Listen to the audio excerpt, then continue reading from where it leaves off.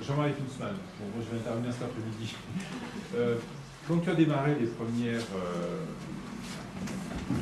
j'allais dire expérimentations, les premiers travaux en laboratoire sur la fécondation in vitro, que tu as proposé pour la première fois à des femmes, parce qu'à l'époque, tu décidais des consentements.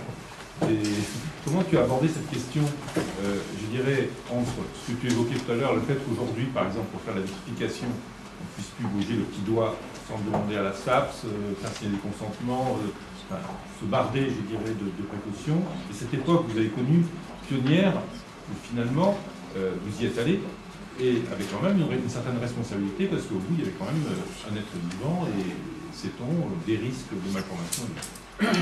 Oui, non, on ne venait pas signer, parce qu'on n'était pas dans cette mentalité-là.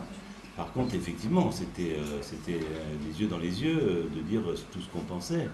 Et je dirais de dire que, voilà, que c'était vraiment très expérimental. La réalité, c'est qu'il y avait à l'époque, il n'y avait que 3 enfants qui étaient nés. Hein, je dirais à peine, enfin même quand on a commencé, parce que ça n'a pas marché tout de suite. Donc, même quand on a commencé, il y avait Louis Brown qui était né, et ensuite... donc, on était vraiment au début, mais aussi on avait quand même, bon, au moins ces premiers résultats qui montraient qu'il n'y avait pas d'anomalie, mais on était sur quelque chose de nouveau, donc c'était l'information qu'on donnait.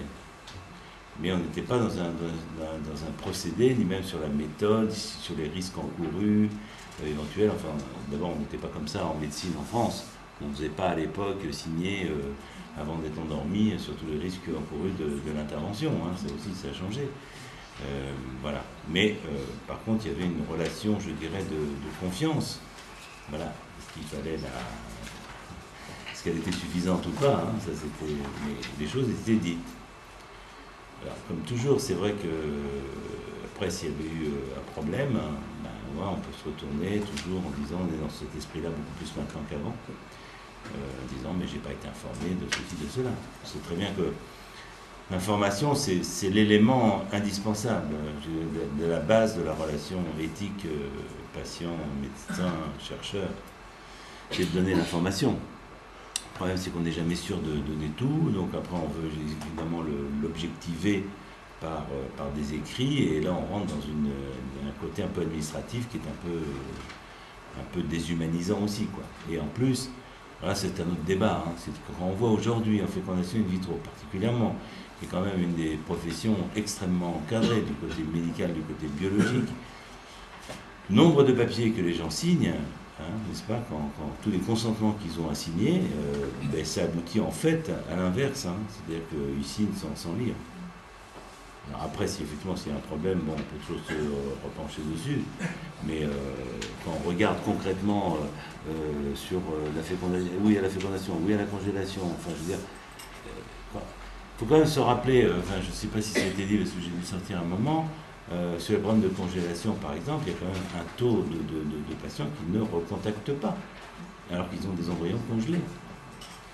Donc, je veux dire, qu'est-ce qu'ils ont entendu exactement je ne sais pas. Je pense que la question qui est soulevée est importante, et c'est la question qui est soulevée par René Friedman tout à l'heure, et sur laquelle moi j'aimerais bien avoir votre avis.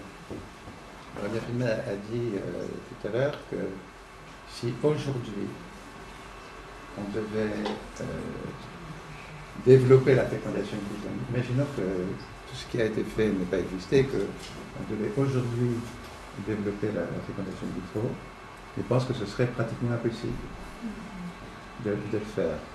Et c'est vrai, enfin, bon, peut-être que tu pourras en reparler à Becler, mais on sait très très bien comment ça s'est passé en Angleterre avec Bob Edwards et Patrick Steptoe. C'est que avant que Louis Brown naisse, et avant qu'il fasse les premiers transferts d'embryons dans l'utérus des femmes, il y a eu beaucoup de travail. Il y a eu beaucoup de travail, et vrai, c'est des embryons humains. C'est-à-dire qu'ils ont commencé, les premières fécondations in vitro qui ont été faites par Edwards ont consisté à faire des embryons, et puis à étudier ces embryons, et pas forcément les transférer immédiatement. Ça veut dire quoi? Ça veut dire que si la fécondation est possible, c'est parce qu'il y a eu de la recherche sur un embryon. Recherche qu'on dit aujourd'hui, c'est impossible. est interdit. Donc, je crois que il faut bien comprendre que il y a une manière d'aborder les questions, une manière d'aborder les évolutions des techniques qui est vraiment très importante. Et je ne sais pas, vous par exemple, quand vous avez débuté la fécondation in vitro avec la Testar à Becker, je pense que les premières tentatives que vous avez faites, vous n'avez pas transféré les embryons. Si? Non, bien sûr, il fallait d'abord voir si ça féconde et si ça se développe, déjà dans un premier temps.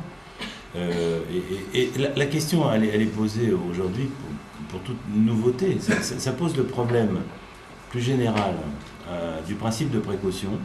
Hein, où est-ce qu'on l'applique, où est-ce qu'il se situe, et sur lequel je trouve qu'actuellement, par exemple, dans la loi de bioéthique, il y a un cadre qui définit la recherche, il y a un cadre qui définit les pratiques, mais il manque un cadre qui définisse l'innovation.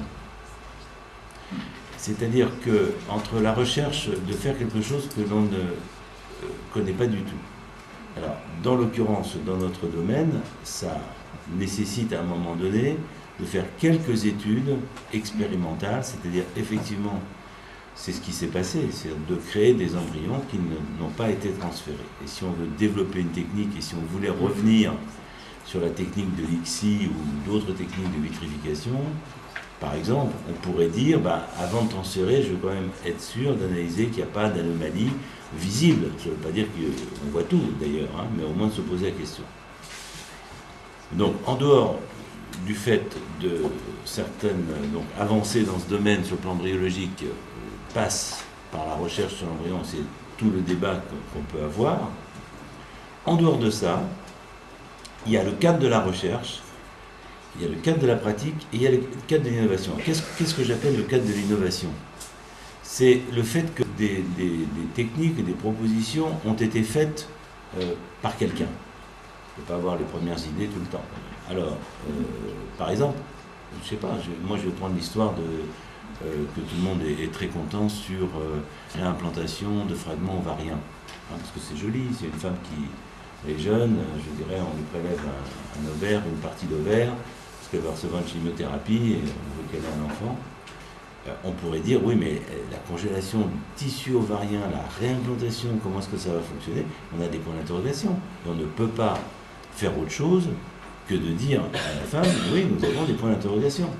Mais voilà, après il y a une balance, il y a un choix aussi individuel, quand faut-il donner la bonne information. Alors, quand l'équipe de Denez a commencé, voilà, ça a été assez réticent ici ou là, même chez nous en France, sauf une équipe. Et puis là, du fait qu'il y a commencé à avoir quelques grossesses, on ouvre un peu. Mais on est quand même dans un cadre, je dirais, d'innovation. C'est-à-dire qu'on n'a pas 11 grossesses, 8 naissances, on n'a pas suffisamment de recul. Donc ça veut dire quoi? Ça veut dire que, pour moi, on devrait être autorisé à faire, mais dans un cadre avec une évaluation à la clé. Alors que la fécondation in vitro, maintenant, on ne va pas évaluer, parce que c'est fini. Il y a déjà tellement d'enfants qui sont nés. Ça ne veut pas dire d'ailleurs qu'il ne faut pas qu'on soit vigilant. Mais je veux dire... Je pense que c'est... Ce que dit René, c'est tout à fait vrai. Je rajouterais un point, c'est qu'il y a ce cadre, je dirais, il y a le contexte. Je pense qu'on est face à une vraie difficulté. Aujourd'hui, quand on veut avoir cette démarche scientifique, cette démarche de recherche, cette démarche de connaissance, je dirais pour le bien des personnes et à la limite aussi pour le bien des embryons dans l'avenir, hein, parce que peut-être moins d'embryons, n'importe comment, etc. Quand on est dans cette démarche de connaissance, le contexte, de par la loi, de la manière dont la loi a été promue et mise en œuvre, on est dans un contexte de culpabilité ou un contexte de vision péjorative de la recherche. On a l'impression que avoir cette démarche de recherche est quelque chose de pas bien. Que toute recherche dans le domaine, c'est pas bien. Et d'ailleurs, la recherche elle est interdite par la loi. Hein. Alors, on peut faire des exceptions, mais le truc, c'est que c'est interdit. Donc, c'est un contexte qui, moralement, est culpabilisant et négatif par rapport à ces démarches scientifiques. Ça a des conséquences parce que il n'y a aucun financement de cette recherche qui est fait. Moi, je ne connais pas de programme de recherche sur des fonds publics qui qui soit financé selon le même manière. Si les résultats des recherches qui sont faites en Grande-Bretagne, aux États-Unis, en Suède, en Belgique ou ailleurs vont être positifs, alors là, on va utiliser ces résultats pour pratiquer des techniques en France. Donc, on va appliquer en France des résultats de recherche qu'on ne juge pas éthiques. Ce qui, moi, me pose un problème éthique. Là-dessus, j'aimerais avoir votre avis. Comment vous réagissez par rapport à ce contexte, cette situation dans laquelle on est aujourd'hui en France avec toutes ces techniques, toutes ces innovations dont parle René Friedman, tout ce qu'on peut faire. Qu'est-ce que vous en pensez? J'interviens. Gonzalez. Jacques, vas-y. Les Français ont été, il y a quelques nations, à la pointe dans la fécondation in vitro, et à partir de 85-90, les Français ont été à la pointe, on peut dire, dans les réflexions éthiques. Et cette réflexion éthique, elle est venue presque comme un boomerang contre nous, parce qu'il y a eu beaucoup de démarches dans les années 85-95. On avait l'impression qu'on allait pouvoir imposer, entre guillemets, une éthique universelle. Puis on s'est aperçu qu'il y a eu un phénomène d'échappement. De dire par exemple que l'ICSI, c'est un peu la naissance d'ICSI, c'est un peu un échappement à un consensus. Et tout continue maintenant à exploser, de sorte que la France se retrouve à la traîne. Par exemple, en ce qui concerne le DPI, entre la découverte d'Andisaï et le moment où Clamart a pu faire ce premier DPI, il y a un décalage extraordinaire et on a l'impression qu'actuellement il y a une accentuation. Donc je pense que ce que dit René, c'est-à-dire qu'il faudrait revoir les choses et revenir à une autorisation d'innovation en la cadrant, je crois que ça me paraît nécessaire parce qu'il faut un contre-pouvoir au principe de précaution. Le principe de précaution n'étant pas, à mon sens, rationnel, il est absolument basé sur la crainte de l'innovation, la crainte de la science, la crainte des dérives. Mais partant sur cette thématique-là, eh bien, comme tu me dis, Pierre, on est en train de se dire, on va faire, quand les autres auront des résultats très solides et qu'il n'y aura plus de débat, eh bien, on va s'y mettre. Mais qu'est-ce qui se passe? Les couples qui sont en attente d'un enfant, ils ne vont pas attendre 10 ans, 15 ans pour voir les Français faire ce que les autres ont déjà fait. Pour poursuivre un peu ton propos, je crois qu'il y a deux choses. D'abord, il y a une philosophie générale, on aurait pu d'ailleurs, et peut-être on le fera dans la prochaine session qu'on fera, faire une introduction philosophique de cette thématique-là. De quelqu'un qui puisse un peu bien connaître, par exemple, les réflexions d'Heidegger sur la place de la technique, que la technique prend dans la société, et beaucoup de philosophes, y compris des philosophes contemporains, qui s'opposent, qui mettent en garde d'une différente, soit jusqu'à s'opposer, soit juste uniquement en mettant en garde, sur la technicisation et la prise en compte de cette technique dans la notion de vie humaine. Et il est vrai, et de progrès aussi, la notion de progrès. Qu'est-ce que le progrès? C'est discutable, c'est absolument passionnant. Alors, il y a déjà un courant qui existe, qui est déjà d'opposition variable d'ailleurs, au progrès. Tout n'est pas faux dans cette opposition, c'est ça que je veux dire. Bon. La deuxième chose, c'est la situation particulière de la France. C'est qu'on a eu quand même l'affaire du sida, du sang contaminé. Et que ça, je dirais, ça a donné, alors à partir de bons sentiments qui étaient d'un encadrement justement correct, ça a donné une accentuation du principe de précaution jusqu'à justement certaines paralysies possibles. Et c'est ce point-là qu'il est difficile de recadrer.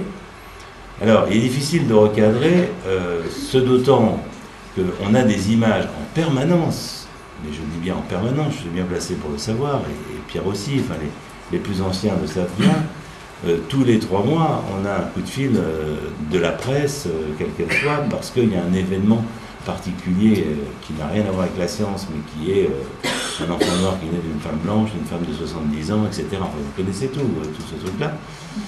Et qui remet en fin de compte en scène justement ce qu'on peut appeler les excentricités, qui méritent aussi qu'on s'y intéresse bien entendu, mais qui ne représentent pas le bien fondé ni la préoccupation que nous avons de soigner les gens infertiles, et qui font qu'on est rentré dans des phénomènes de société dans lesquels intervient aussi le droit des homosexuels ou pas, le droit du choix des caractéristiques de l'enfant, le développement de la médecine anténatale, on y reviendra tout à l'heure, et des pratiques qui sont complètement, je dirais, marchandisées à l'extérieur.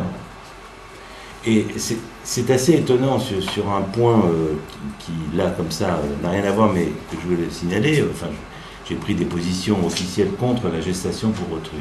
Je crois que tout le monde le sait. Et avec un débat que j'ai eu il y a peu de temps avec des psychanalystes qui n'ont pas arrêté pendant toute la séance de dire mais les médecins, vous détruisez les gens à force de proposer des techniques, de faire la 8e tentative, la 10e tentative, enfin toujours de créer l'espoir et de redonner en plus sans limite.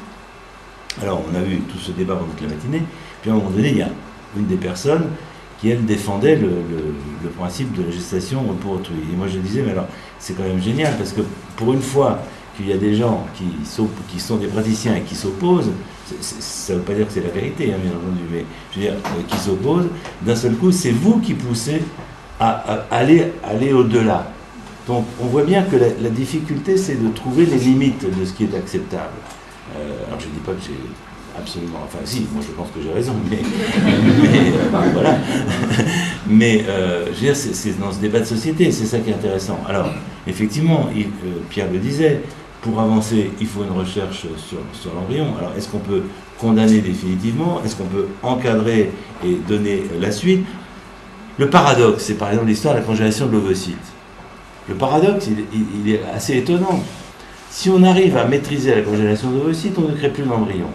Et donc on quitte un débat qui, même chez des biologistes dynamiques et distingués, pose un certain nombre de questions. C'est dire que la chose n'est pas tout à fait simple. Donc on préfère bien entendu congeler et avoir des ovocytes en banque que d'avoir des embryons. On préfère avoir des spermatozoïdes que des embryons. Il y a une autre connotation. Donc on a envie de dire, mais pourquoi est-ce qu'on ne nous pousse pas à développer la congélation d'ovocytes, ce qui nous aboutirait à diminuer cette congélation d'embryons. Au point que, vous savez qu'il y a plus de 100 000 embryons qui sont dans les laboratoires. Pourquoi? Parce que la loi a toujours repoussé la destruction, jusqu'à finalement l'autoriser, mais tout le monde a peur de détruire. D'abord, c'est pas facile, ça a été dit. Puis ensuite, on dit, on ne sait jamais si la loi change, et qu'on revient en arrière. Donc il y a tout un contexte autour de ça, qui finalement est plus délétère que progressiste. Prenez la parole. Monsieur, allez-y. Allez-y. Oui. Bon, je vais me présenter, Jean-Pierre Bazin, je suis membre de la Fédération mondiale des travailleurs scientifiques, qui est une... Oui, vous pouvez peut-être vous lever pour que tout le monde entende bien, monsieur. C'est une organisation qui a été créé par Frédéric Joly-Curie en son temps pour lutter contre l'arme nucléaire. Voilà. Donc, si je vous dis ça, c'est que on a une dimension internationale qui nous amène à nous exprimer en direction des scientifiques de différents pays. Et nous avons par exemple dans notre organisation les principaux syndicats des chercheurs russes, celui des chercheurs chinois, CAST, et puis une vingtaine de pays. Les Iraniens aussi. Et donc les questions que vous... Non, on n'a pas les Iraniens, mais... Donc les questions que vous posez m'intéressent et intéressent probablement mon organisation au premier chef, parce que effectivement tous ces pays que j'ai cités ont pris des directions extrêmement différentes. Et donc moi personnellement j'ai fait ma carrière dans la recherche scientifique, dans la recherche médicale aussi, donc je connais un peu le problème. Et moi ce qui me semble c'est que effectivement si on avait à faire à promouvoir la fécondation in vitro actuellement en repartant à zéro, si on peut dire, on pourrait, les lois ne nous permettraient pas d'avancer. C'est ce qui a été dit. Ceci dit, je pense que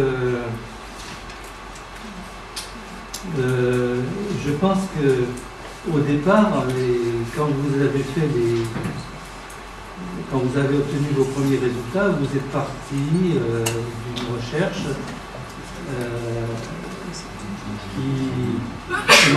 qui s'appliquait à l'animal, qui a répondu à des critères éthiques en matière de recherche.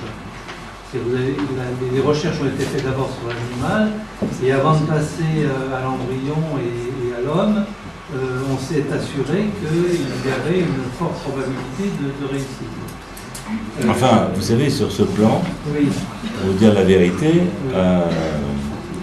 C'est parce que ça avait réussi chez l'humain qu'on a pu avancer, oui. Parce que beaucoup de nos confrères, y compris parmi ceux qui sont illustres et qui sont toujours là, et puis ça rappelle aussi quelque chose, il y a des grands scientifiques qui se sont totalement opposés à ce que nous faisions, de façon assez violente, en demandant à ce que d'abord cela réussisse chez plus d'espèces et particulièrement chez le primate. Point qui a mis quand même un certain nombre d'années après la fécondation humaine à être réalisé. Comme quoi, je dirais bien sûr qu'il faut envisager une possibilité de recherche animale, mais ça ne résout pas tout. Et surtout, en l'occurrence, si on voulait véritablement s'approcher de l'homme, on aurait attendu encore 10 ans. Et encore, je pense qu'on a abouti chez le primate parce qu'on a maîtrisé l'homme. Je veux dire par là que à un moment donné, je vous passe la parole. À un moment donné, il faut faire le saut. On va s'entourer de tout ce qu'on peut s'entourer. Mais vous voyez, pour reprendre l'exemple, c'est vrai qu'il y avait eu chez la lapine, c'est vrai qu'il y avait eu, mais il n'y avait pas les primates. Et ça nous a été reproché. Je vais donner un exemple précis pour illustrer ça. J'ai fait mon DEA chez Charles Thibault en 1968. Et mon sujet de... Quel âge t'avais, Pierre? J'avais 11 ans. Non, mais le sujet de recherche que j'avais pour mon DEA, c'était la capacitation in vitro du spermatozoïde de lapin. Et je faisais des fécondations in vitro chez le lapin. Parce que le gros problème de la fécondation in vitro, au départ, c'était la capacitation des spermatozoïdes. Pour ceux qui ne le savent pas, un spermatozoïde, pour pouvoir féconder un ovocyte, il faut qu'il subisse une maturation dans les voies génitales féminines de la femelle qui va rendre le spermatozoïde apte à pénétrer à l'intérieur de l'ovule. Et ce qui bloquait pour la fécondation in vitro, c'était la capacitation du spermatozoïde. Et moi, Charles Thibault avait réussi la fécondation in vitro chez le lapin, mais il avait réussi la fécondation in vitro en allant chercher des spermatozoïdes qui avaient séjourné un certain temps dans les voies génitales des lapines. Pas des spermatozoïdes capacité in vitro. Et tous les laboratoires à l'époque, c'était vraiment leur obsession. Et moi, c'est là-dessus que je travaillais chez Charles Thibault. Et chose extraordinaire, c'est que le spermatozoïde humain se capacite beaucoup mieux, beaucoup plus simplement, beaucoup plus facilement que les spermatozoïdes de lapin, que les spermatozoïdes de taureau, que les spermatozoïdes d'autres espèces. Et c'est pour ça que la fécondation in vitro humaine a connu une extension si rapide, si importante, et que pour beaucoup d'espèces, en fait, c'est après la fécondation in vitro humaine qu'on a été capable de reproduire des choses. Donc, c'est pour appuyer ce que dit René, c'est que, bon, on fait tous de l'expérimentation animale et c'est important, mais le mythe qui veut que la recherche sur les espèces, sur les modèles animaux, permet de faire l'économie de toute recherche dans l'espèce humaine, ça n'a pas de sens non plus en termes scientifiques. C'est pas exactement ce que je voulais dire. Enfin, ce que je voulais dire, en gros, de manière lapidaire, c'est qu'il y a une éthique de la recherche qu'il faut différencier de l'éthique du passage de l'éthique de l'innovation technologique et thérapeutique. Et entre les deux, à mon avis, il y a un petit espace flou, mais qui est régi, à mon avis, par un principe qui est qu'on ne peut pas empêcher la connaissance d'avancer. Et que d'une manière ou d'une autre, ça se fera dans nos laboratoires, dans d'autres laboratoires, ça se fera maintenant ou après, mais ça se fera.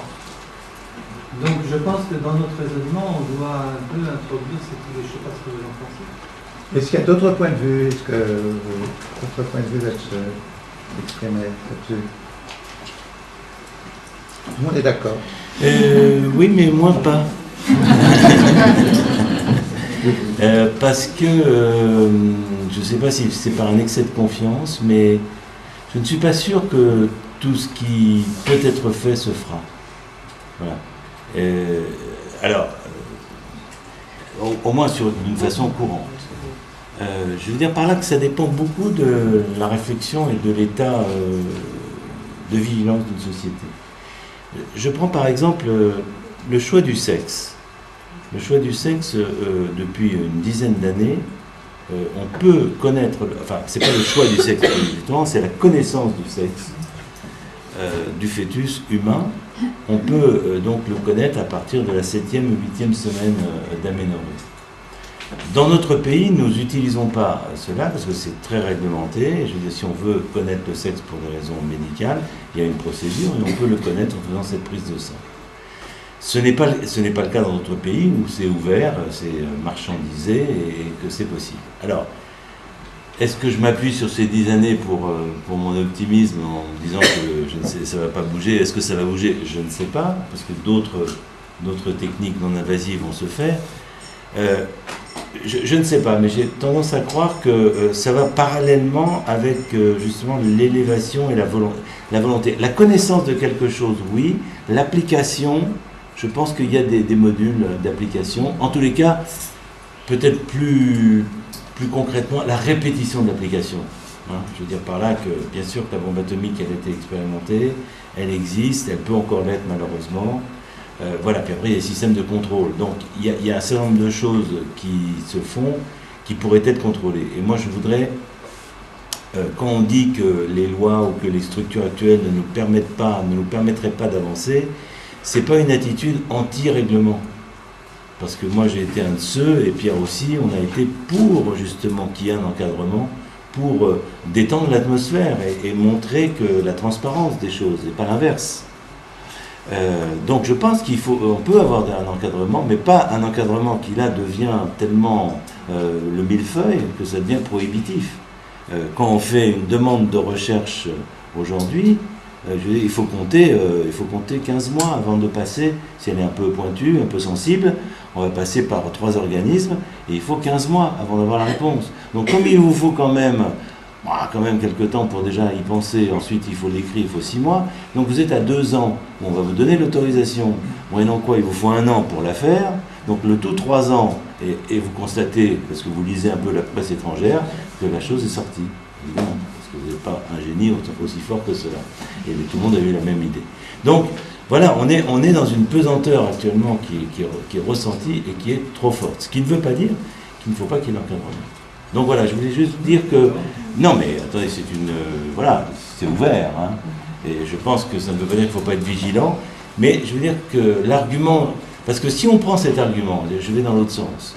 Et si on dit de toute façon ça va se faire, alors on ressort l'argument, tout ce qui se fait ailleurs va se faire. C'est souvent un argument qui est pris. Et puisque ça va se faire, ben, il vaut mieux le faire tout de suite. Et alors du coup, on n'est plus dans la réflexion. C'est pour ça que je réagissais comme ça. Est-ce que vous avez des commentaires, des questions sur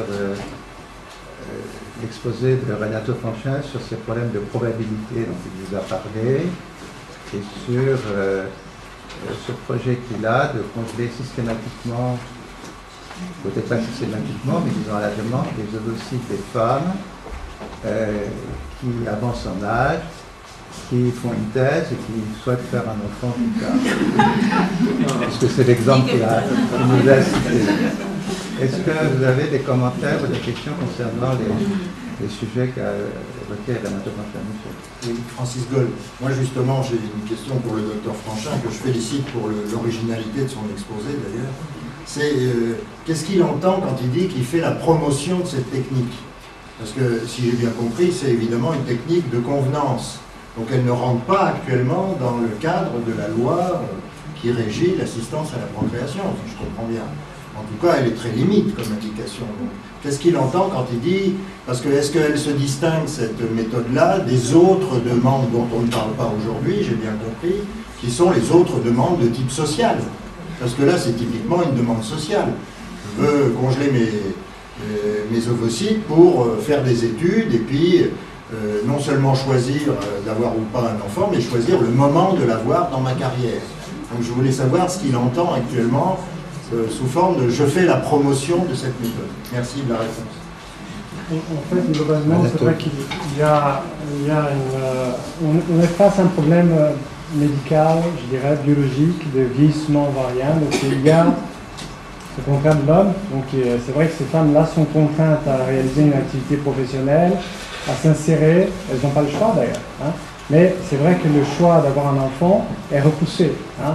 Et je disais d'ailleurs que la durée de fertilité moderne féminine est trop courte. Donc c'est vrai que la promotion, c'est peut-être un mauvais terme, mais c'est l'information.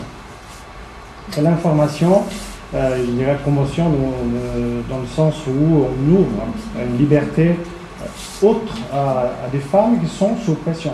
Je ne sais pas si vous êtes d'accord avec moi, il y a quand même une situation dans la vie moderne qui est celle de la femme qui doit réaliser sa participation active professionnelle, je dirais essentiellement dans la société, et qui se voit être prise de court par l'horloge biologique. Et ça, effectivement, n'est pas du tout le cas de l'homme. Hein.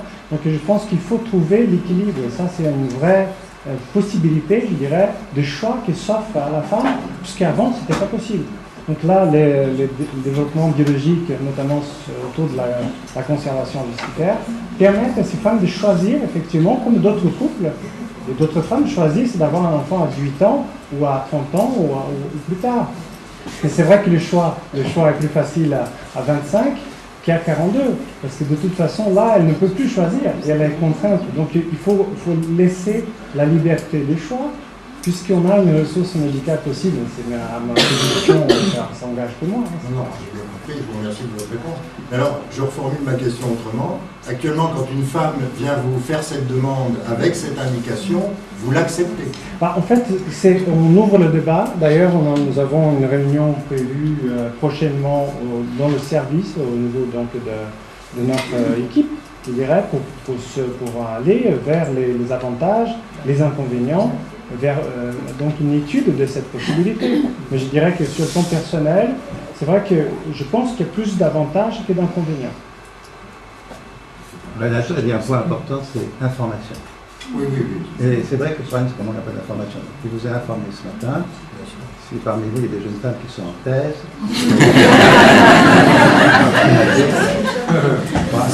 ça va multiplier ces problèmes. Je mets les mails.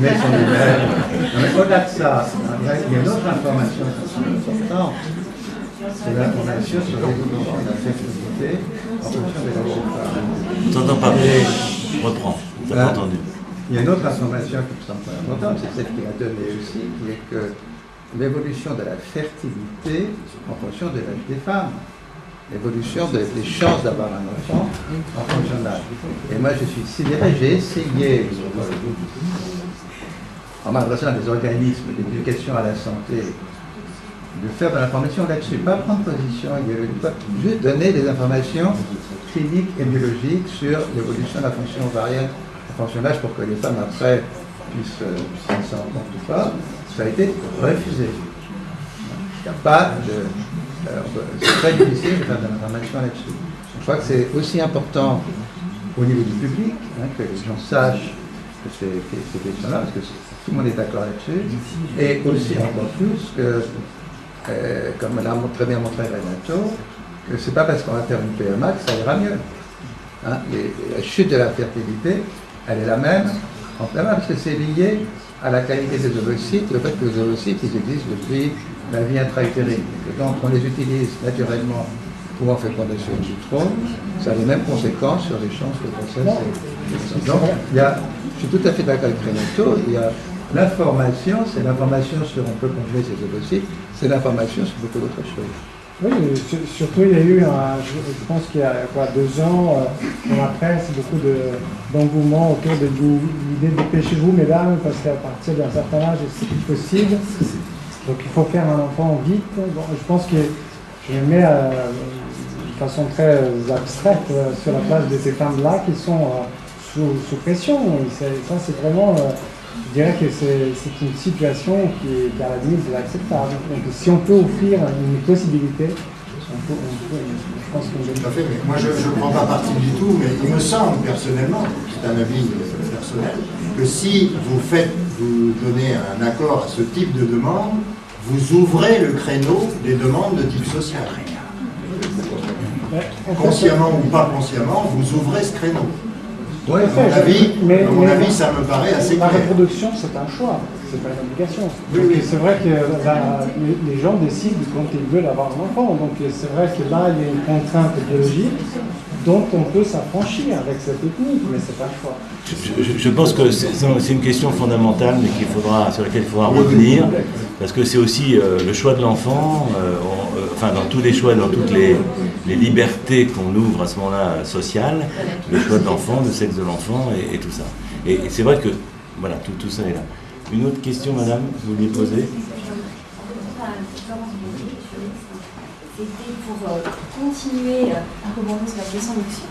Moi aussi, je me posais la question de savoir si, à partir de quand la médecine accepterait de répondre à une demande sociale en matière d'AMP et de sortir du critère aujourd'hui strictement médical qui continue à être martelé par le législateur, puisque vous savez que le rapport de Leonetti a plutôt considéré que l'AMP devait rester dans un strict cadre médical et que donc je me demandais si finalement l'ensemble de ces demandes qui feraient, alors je ne sais pas si on dit dérivées, qui orienteraient la médecine vers une réponse alors de convenance ou à la demande de stabilité plutôt sociale. Comment, de manière générale, vous vous positionnez par rapport à ces questions? Ça va être l'objet de notre séminaire, parce qu'il me semble que c'est justement cette crainte auprès d'un certain nombre de parlementaires, de législateurs, de gens qui travaillent sur la maison des lois, cette crainte d'une extension de l'AMP vers des modèles autres qui fait qu'on bloque énormément de choses. On a l'impression dans le rapport, en lisant le rapport Leonetti en détail, qu'on ne veut surtout pas faire de la recherche sur ces méthodes-là parce que quelque part on craint qu'il y ait une dérive, entre guillemets, du modèle à la française, la politique à la française, de l'AMP. Donc je me demande si vous pouvez comme ça complètement cloisonner votre demande, votre réflexion sur simplement les femmes âgées, les femmes qui demanderont parce qu'elles sont sous pression et pour des raisons personnelles de différer leur projet parental. Est-ce que vous pouvez le dissocier complètement d'un débat aujourd'hui beaucoup plus large qui est, bon, qu'est-ce qu'on fait pour les femmes homosexuelles, les femmes qui ne veulent pas être en couple, parce qu'il y a aussi un débat un peu connexe sur les femmes célibataires. Voilà, donc c'est difficile de vous positionner sur cette question. Et est-ce que vous, alors personnellement, là je vous demande, est-ce que si, après votre staff, et que vous voyez qu'il y a plus d'avantages que d'inconvénients à le faire, est-ce que donc vous passeriez par-dessus la loi aujourd'hui, et est-ce que vous le feriez? Je pense que là le but aujourd'hui, c'est d'ouvrir des questions. Je ne suis pas en train de dire que demain je vais faire la technique. Et c'est vrai que d'autres pays le font. Donc les femmes sont au courant de ça d'ailleurs, et puis les Françaises doivent aller à l'étranger pour faire ça. Effectivement, c'est un moment, je pense qu'ici c'est le lieu d'ailleurs d'ouvrir ce type de débat. Je dirais qu'il n'y a pas question de mon côté en tout cas de m'affranchir de la loi, de l'encadrement légal. Et on peut évoluer. On peut évoluer demain, et effectivement très déterminer certaines indications recevables. Encadré pour éviter des dérives, et je dirais que ça c'est des démarches importantes. Et le concept, je pense qu'il est recevable. Le concept est intéressant et je crois personnellement. La question, ça va être est-ce qu'il faut avoir un cancer pour pouvoir reporter sa fertilité? La question, tout le monde la pose. Donc voilà, donc ça invite. Avant de terminer, parce que je vois que je suis là, on va partir. Je ne voudrais pas qu'on termine ce matin sans que vous ayez la possibilité de vous exprimer sur les expositions intéressantes qu'ont fait Laetitia Esther et Nelly Friedman. Et moi, sur suis vraiment gré d'avoir fait ça. Et notamment, bon, vous interrogez sur les questions de Nelly. Et sur ce mot qu'elle a utilisé, la sélection. Elle a été courageuse, hein, parce que là, s'il y a un mot qui est vraiment dangereux et tabou dans le domaine, c'est sélection. On ne peut pas parler de sélection sans tout de suite on dit l'eugénisme, on est des apprentis sorciers, etc. Et elle nous a très très bien montré comment le problème se pose au niveau des laboratoires. Comment, quand on a des embryons, il faut choisir l'embryon. Pourquoi il faut choisir, sur quels critères il faut choisir, etc. Moi, je suis vraiment reconnaissant d'avoir su vous montrer ça, parce que j'ai l'impression que quand on parle de sélection, c'est très biaisé, hein, le départ en général. Donc j'aurais aimé savoir si vous aviez des réactions ou des questions à propos de l'exposé des Laetitia. Oui. Françoise Bourliard, je suis cadre hospitalier en immunogénétique, justement. Et est-ce que vous avez évoqué à la fin de votre intervention, vous aviez posé la question à votre équipe sur le malaise par rapport à la destruction. Est-ce que vous avez pu identifier les critères de ce malaise, ou est-ce que c'est un malaise diffus, ou est-ce que c'est vraiment par rapport à quelque chose, situation de l'embryon, voilà. Est-ce que vous auriez quelques éclaircissements? Alors, le malaise n'est pas homogène dans toute l'équipe. Donc du coup, il y a pour qui ça pose pas de problème, donc qui sont préposés à cette tâche. Et pour dire un peu les choses comme ça. Et il y a d'autres gens qui sont beaucoup plus en recul. En l'occurrence, moi, voilà. Et le malaise, il vient d'abord d'une première chose, c'est qu'on a mis beaucoup d'énergie, on a fait quelque chose et on nous demande de le défaire. Donc ça, forcément, je pense que dans l'idée du travail, ça nous pose peut-être un problème. Et puis aussi, et je dirais, et pourtant, on a vraiment été, entre guillemets, éduqués, en l'occurrence, parce que c'est l'idée que défend M. Friedman, c'est qu'un embryon qui n'a pas de projet parental ne présente plus, ne pose plus de problème. Et j'ai cru à cette théorie pendant très longtemps. Et effectivement, quand je me suis retrouvée face à la demande de destruction des embryons, je me suis dit finalement c'est pas si simple. Et du coup, pour le moment, on fonctionne. Oui, le problème, c'est qu'effectivement, ce sont des embryons qui, pour nous, ont un vrai potentiel d'implantation et de vie, et que on arrête, quoi. Mais en même temps, voilà, on respecte la demande du couple, hein, mais c'est pas facile. Il y a juste un point, pardon, Bonjour, Patricia Albanese, enseignant-chercheur à l'Université Paris-II. Je suis une gymnasium de recherche que sur les cellules souches. Je voulais vous remercier toutes les deux pour la qualité de vos présentations et vous poser toujours en lien avec cette notion de malaise, savoir si vous éprouvez ce malaise par rapport à la notion de destruction de ces embryons. Est-ce que le même malaise est éprouvé dans le cadre de leur utilisation pour la recherche? C'est incroyable, hein. Non, mais c'est incroyable parce qu'on me pose toujours cette question. Et effectivement, me concernant, je ne peux pas vous dire pourquoi.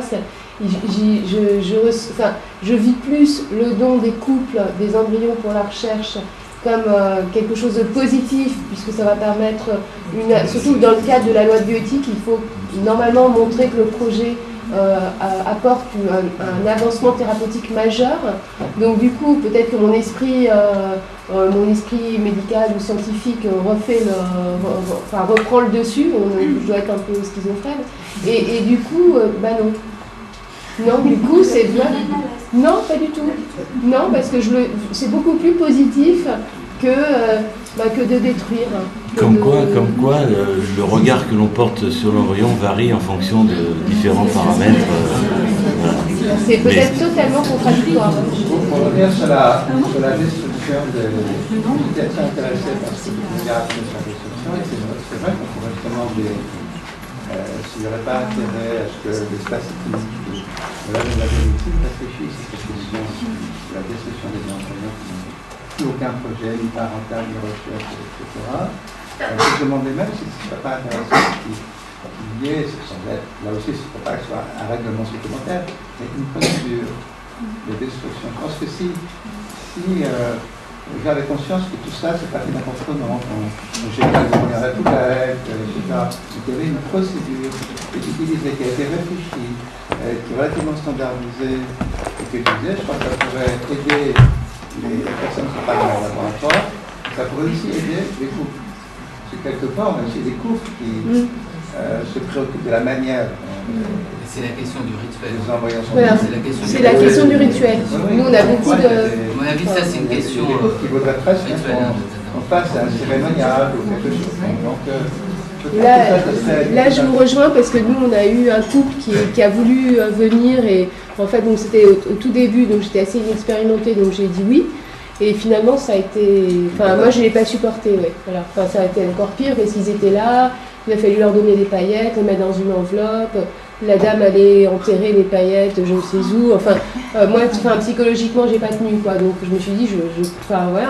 Mais c'est vrai que la loi de bioéthique n'a pas du tout décrit la procédure de destruction. Enfin, on ne sait pas du tout. On ne sait même pas si le couple... On prend l'engagement de s'en occuper. Parce qu'il faut qu'on conclue, malheureusement. Oui. Mais voilà, je prends l'engagement officiel s'il y a des gens qui sont intéressés. Nous, on a travaillé sur les chambres mortuaires, avec les chambres mortuaires. On travaille depuis 1996. On a travaillé toutes ces questions, effectivement, de la ritualisation. C'est-à-dire comment, d'un point de vue humain, permettre une séparation. Et alors, je dis juste pour parenthèse, il n'y a pas dans quel service, mais il y a un service où ça se passe de manière assez discrète, où quelquefois on détruit l'embryon, on le décongèle avec une musique un peu religieuse. Ça existe, tout ça pour dire qu'il y a une demande, en quelque sorte, que ce ne soit pas fait d'une manière indifférenciée, qu'on humanise cette situation. Le tout, c'est de savoir jusqu'où ensuite on va dans cette ritualisation.